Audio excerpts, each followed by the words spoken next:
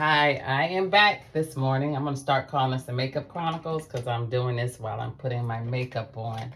But let's talk facial hair because some of us are fine with it. And if you are, that's fine. That's on you. And this video might not be for you, but it's for those of us who have who have facial hair that they don't want. I am one of those people. I have been trying to I've been working on facial hair since I was 18. Now it's my mustache. But they nicely say it in the spas. Your your your lip, when you get a waxing, they're gonna wax your upper lip. Well, no, that's where my actual that's my mustache. Whatever you call it, it's the same thing, a mustache.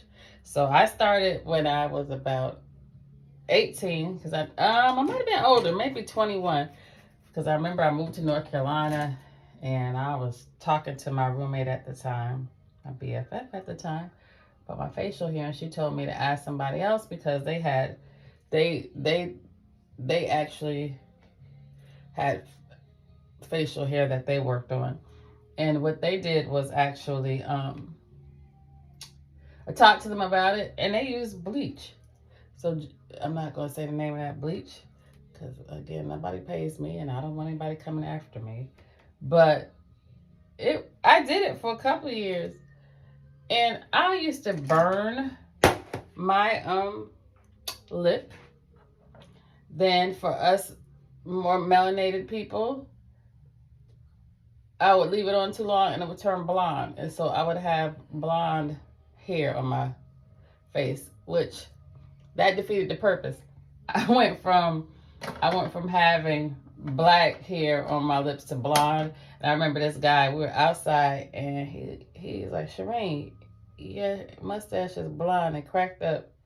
And I was like, okay, that's not going to work. That's probably the last time I bleached my mustache, and I still remember that, where I was working and where we were outside at a picnic table.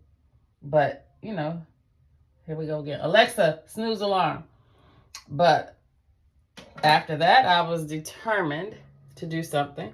So after a couple of years later, I went, actually it's probably 10, 15 years later, I went somewhere else. This girl used to, she used to actually do the bleaching on her mustache as well. But she was lighter, so she could do that.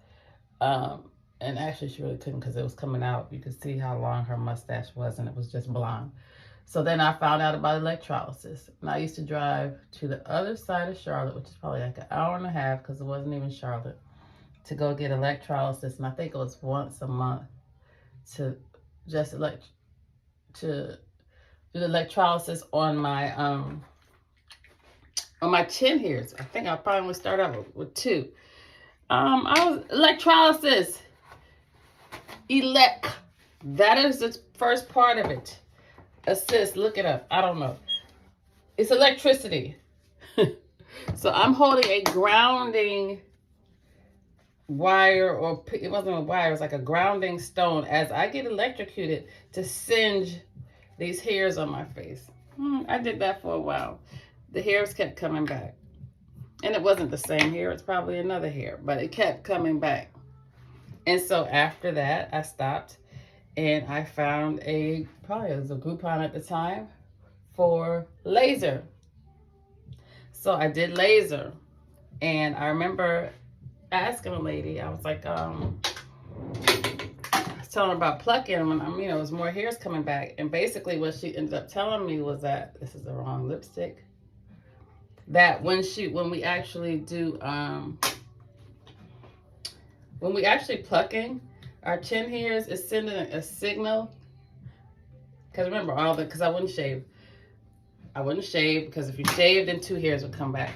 Or it would come back thicker. That was the whole thing behind it. But she basically said, with electrolysis, with plucking your eyelashes, what it does is send like a signal to your hairline or hair follicles, that you've been injured. And so it grows back one to replace that other one, then sometimes two.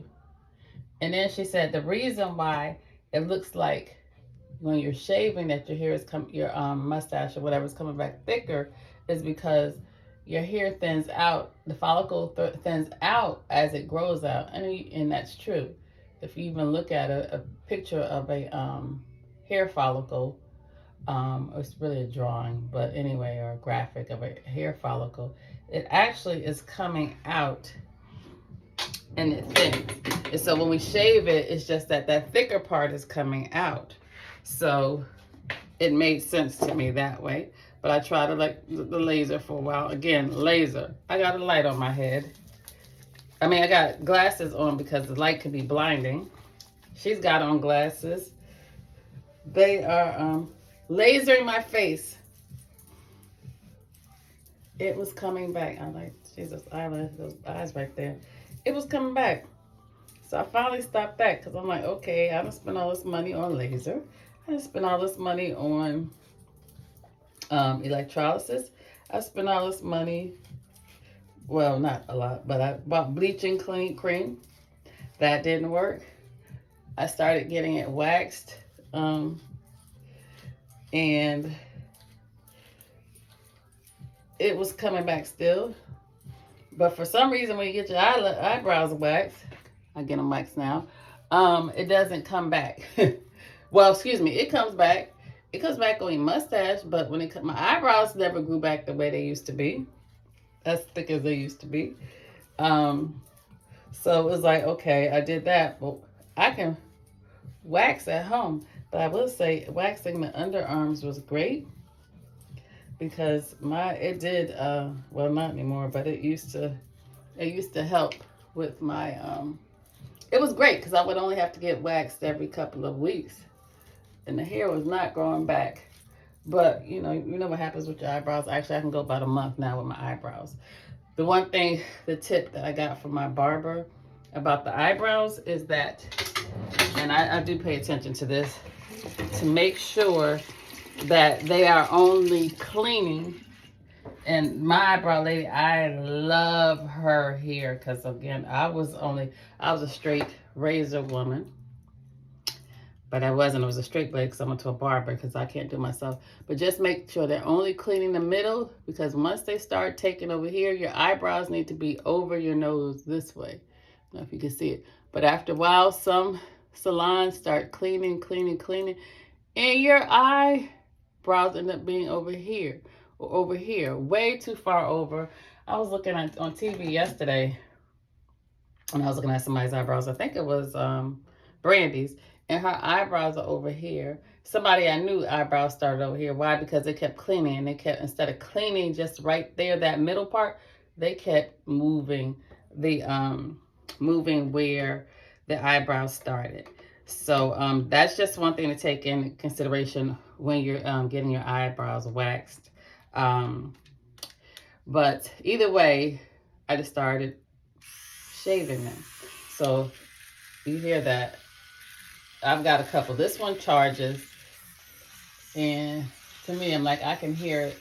I don't do this often because I forget.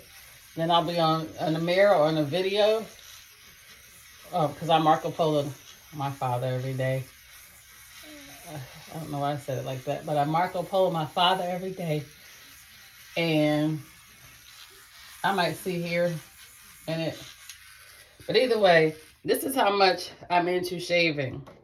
1, 2. These both charge. 3. This might have been my first one. It's battery operated. This one is battery operated, but it has attachments, and so does this one. They have, well, I think 3 of these have different attachments that you can use. So as you can see, I keep these. This is not working. Obviously, I don't use it enough, but it's a nose hair. It's okay. It's okay to take that hair out. I need to get a battery for it, I believe. It is okay to remove the hair. Now, if you don't want to and you find it to having a fuzzy face sexy, go for it. That's not what I find sexy in life. So therefore, for me, I can only speak for me and my mama, because if I see it on her, I only see her with a chin hair. It's going. If it's somebody close to, no, I won't tell my family unless they ask me. But I might cringe every time I see that mustache growing or that 5 o'clock shadow. I don't want to. I don't want to have more hair than the person I'm dating. That's just me. But anyway, it's just a thought process. There's nothing wrong with taking that extra facial hair off. But if you like it, I love it. All right, make it an absolutely wonderful one. Ciao.